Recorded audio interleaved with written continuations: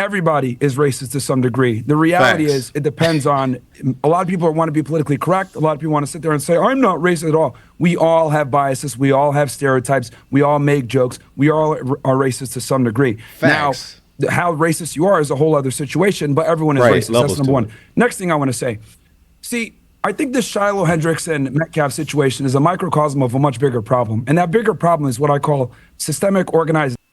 And what I mean by this is, for decades, we've had black people literally running around with black supremacy, committing crimes, not getting accountability for their actions, and then they blame the system for it. For example, George Floyd, criminal. Ferguson, criminals. Freddie Gray, criminal.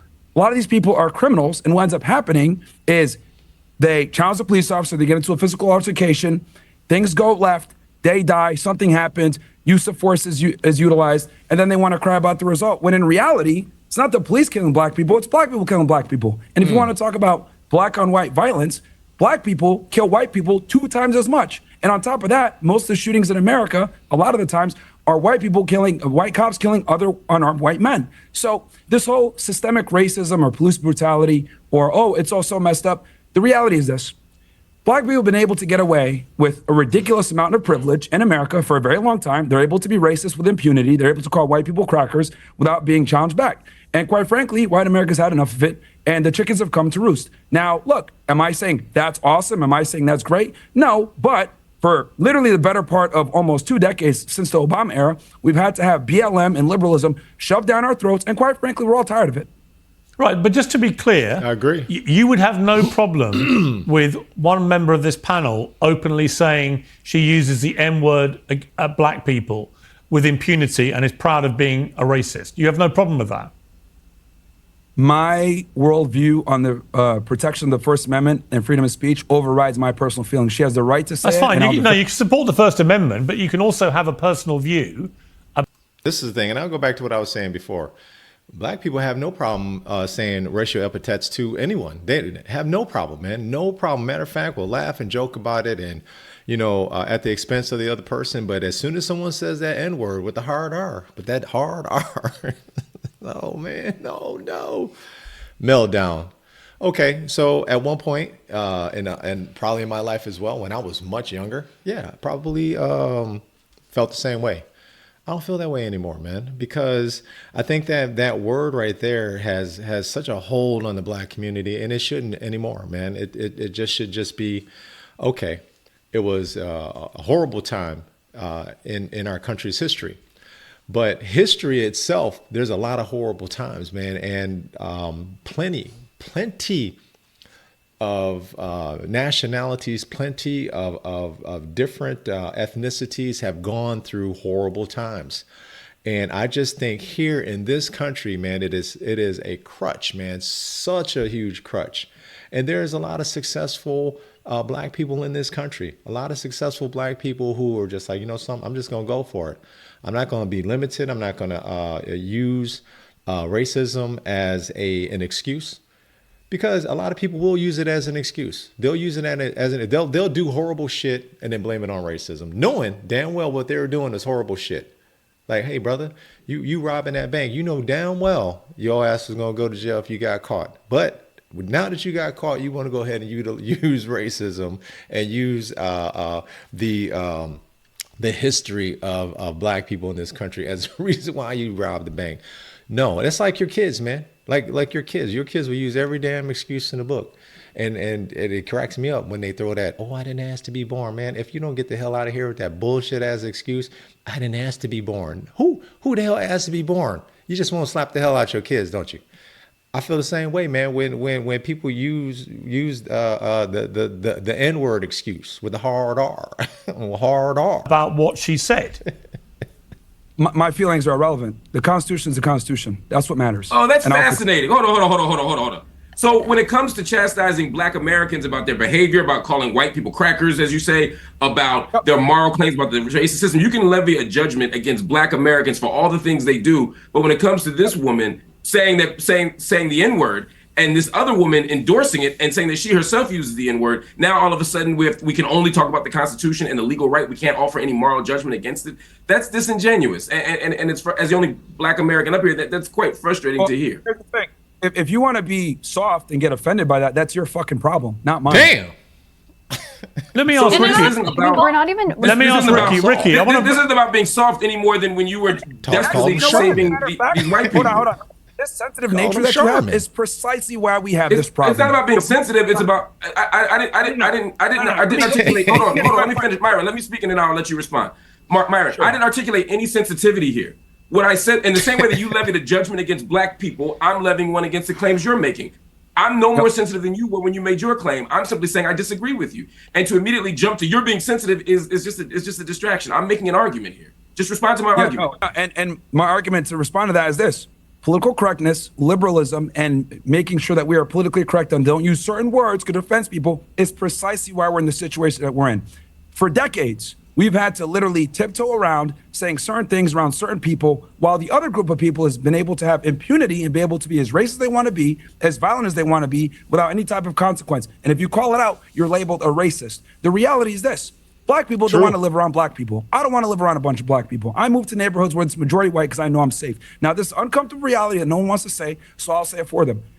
Black people commit a lot of crimes. A majority of the violent crime committed in the United States is committed by a small percentage of people, and they tend to be black men. Look, the reality is the reality. People don't want to say it, but the political correctness and being nice and not wanting to tell the truth is precisely this problem. And the reason why you're seeing all the support for Metcalf and Shiloh, etc., is because white people have not been able to step up and say what they want to say for a very long time because of what I said before, systemic, organized, where they don't take accountability for their decisions. Let me bring real quick, man. He's right. Think about this, man. I'll use my own situation.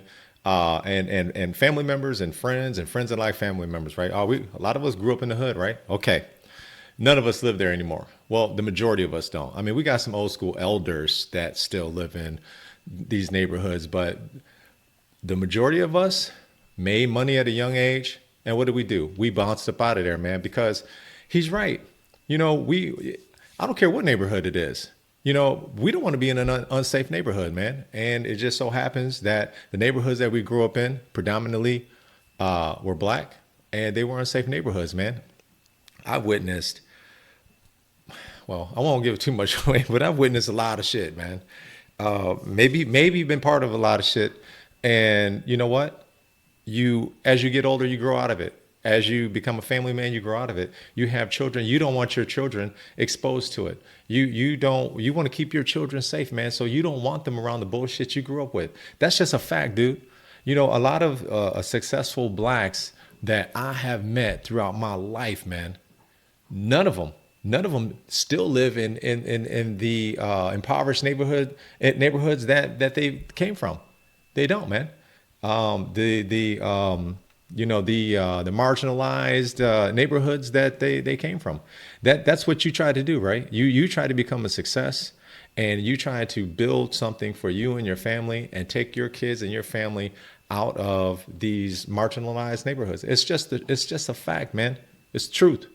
Truth hurts, man. We can all stand and say, hey, it is wrong to call a 5-year-old autistic black child the N-word. I mean, Myron, let me just ask you a question. I think this is a yes or no question. Correct me if I'm wrong. Do you think the woman was wrong to do what she did to that child in that park?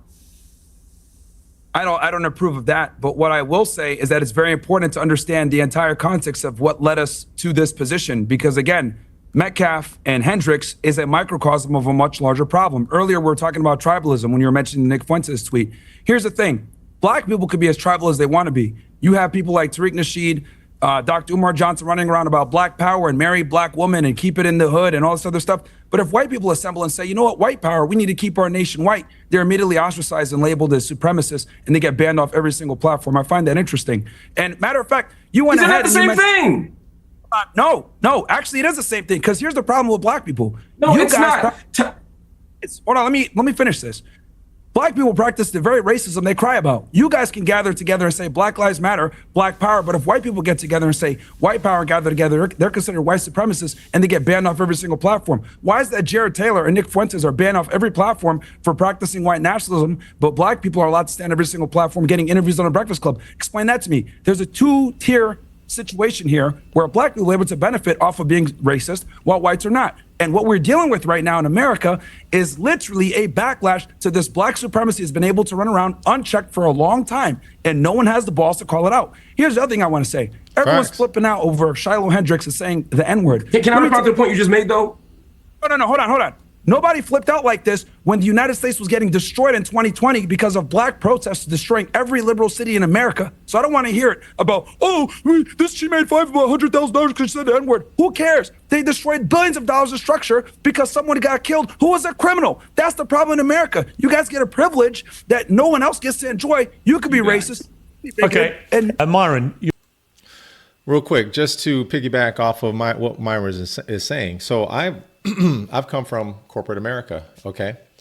And I've actually witnessed a situation where a black person, African American, whatever you want to call it, man, a black person can say some racially sensitive things to other people, and nothing has happened to them. And I've actually seen white people say some racially insensitive things about black people, right, and get fired. It's happened. I'm just like, wow, that's pretty interesting, man.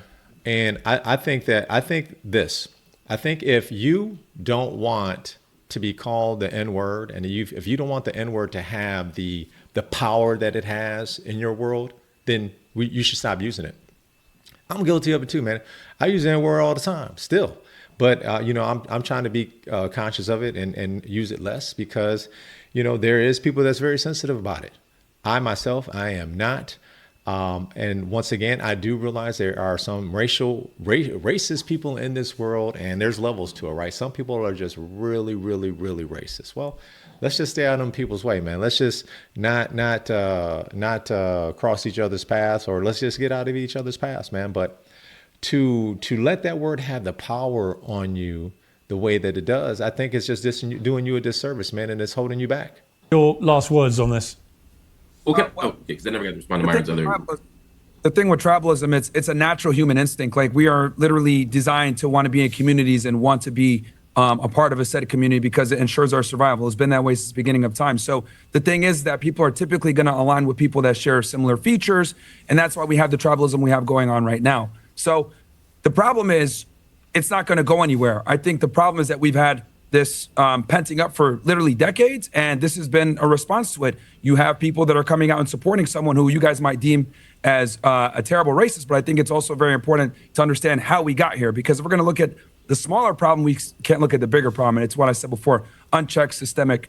All right, Marc Lamont Hill, your last words on this. This repeated use of the word, I think, first of all, I want to just register that as offensive. Particularly as someone who doesn't identify as a member of that community and who is not, right? I think that's incredibly I'm the definition of African American. I'm the definition of African American.